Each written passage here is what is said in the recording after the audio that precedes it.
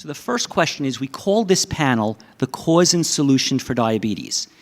But when I read your books, when I read The End of Diabetes, and There is a Cure for Diabetes, and I've looked at Brenda and Hans and Brian's books as well, it seems like there's really not one diet for diabetes and then a different diabetes for all other diseases. So would it be fair, should we change the name of this panel, or is there really a very specific protocol for diabetes, or would you say the protocol for diabetes actually would be appropriate for other health issues?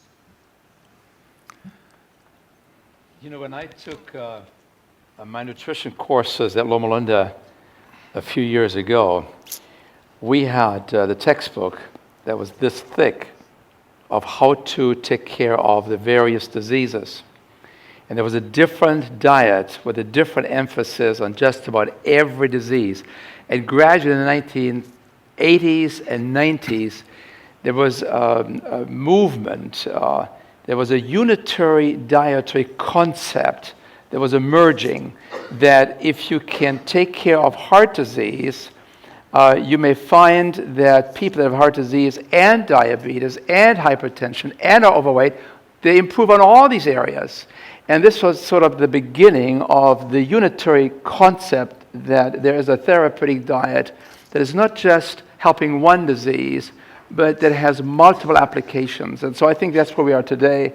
And that simplifies everything, and it makes it much easier for dietitians, I think, to be more effective by moving towards one dietary concept. That's interesting, because that was in, is this on? No. Go ahead.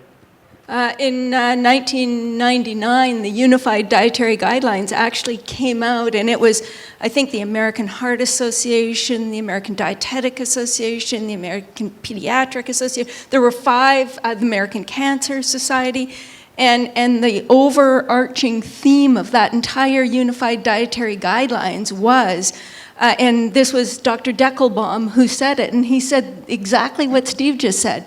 There is not one diet to cure diabetes or to treat diabetes, and another to treat cancer, and another to treat heart disease. One diet cuts across all of these categories, and that diet is a more plant-based diet. And this was in 1999, and these were the most mainstream health organizations in America. So we've known this for a long time.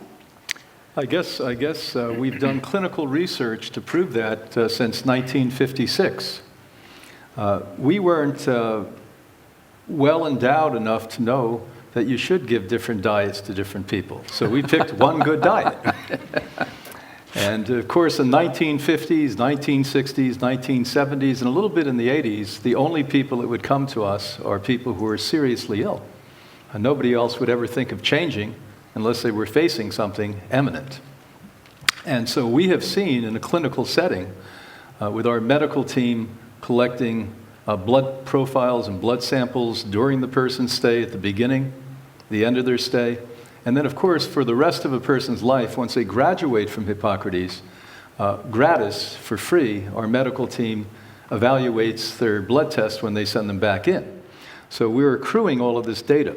Now, there's nuance. As you heard Gabriel speak last, there's nuance in what you would do with diabetes versus what you may do with somebody suffering from a sore toe. But overall, what you've just said is actually true, that if you get away the nonsense, the polluters, and you put the builders into the body, and you're eating it in the organic state where you're not adding extra chemistry to it, it's going to help the immune system. You know, the problem is the human mind is not really that endowed with intelligence. So what we do is we specialize, you know, we compartmentalize and we specialize. The body doesn't think like that. It says, I have one need, and the need is to be nourished with high nutrients, low calories, and that's the plant-based diet.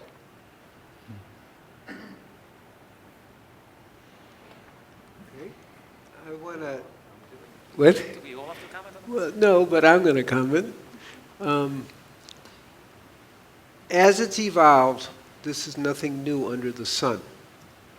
And so the diet that we're talking about, which is a vegan diet, but at least in my world, A healing diet is close to 100% live food because there are certain properties to it that really enhance the healing is part of it, and 80% at least as an overall kind of maintenance.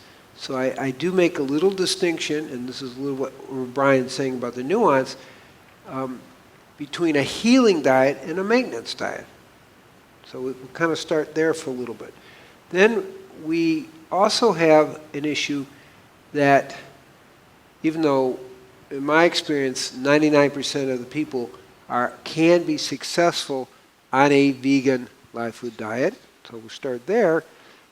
There are genetic variations. We have 20 to 30,000 genes, and there's newer research, a whole field called nutrigenomics, which actually says in chromosome 19, being a little bit more specific, it gives us the programs of how much carbohydrate, how much protein, and how much fat we need to have. Now, people have known that there are variations according to your constitution for thousands of years. The Ayurvedic system talks about that.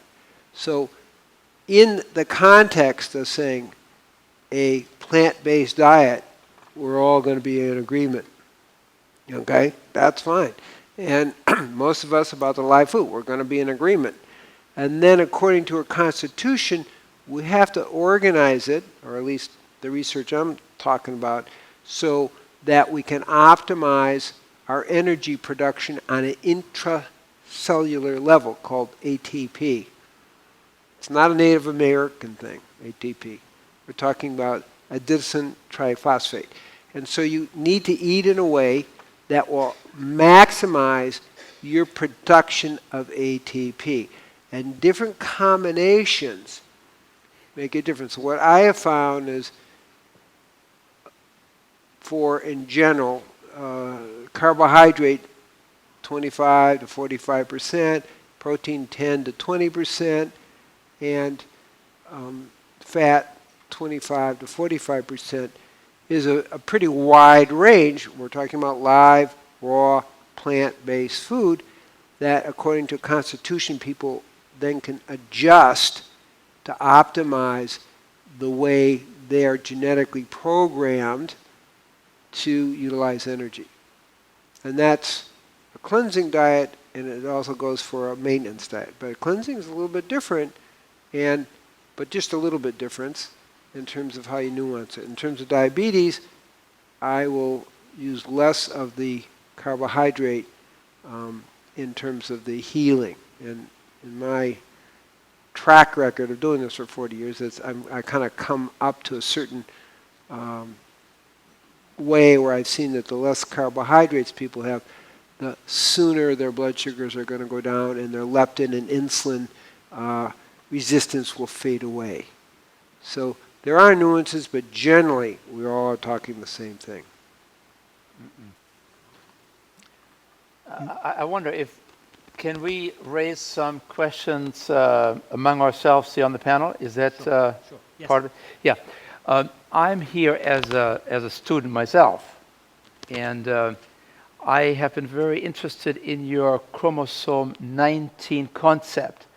This is something new to me, and I wondered if you could help me to understand this better, because apparently there are some decisions that are being made according to this chromosome 19 in terms of how you design the diet for different people. Is that correct? Yes.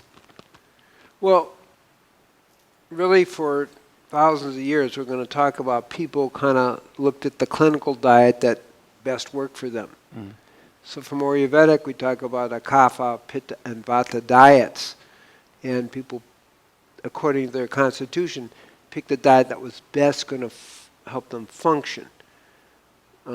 So that's kind of the key thing. So it's not exactly a new concept. As we've gotten more sophisticated, research has come out, and this new field is beginning to arise, nutrigenomics, which is now beginning to trace our dietary program as programmed by the particular chromosome. Now, other people, when we talk about fast slow oxidizers, they're talking about the DNA in the mitochondria. And that's inherited from the mother.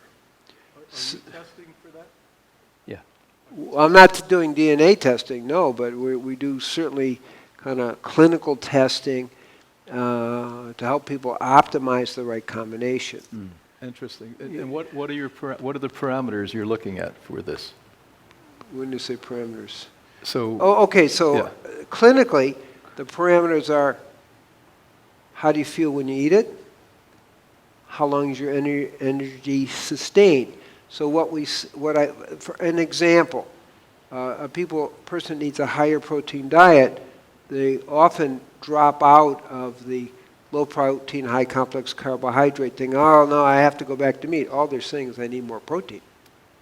They get confused, you know.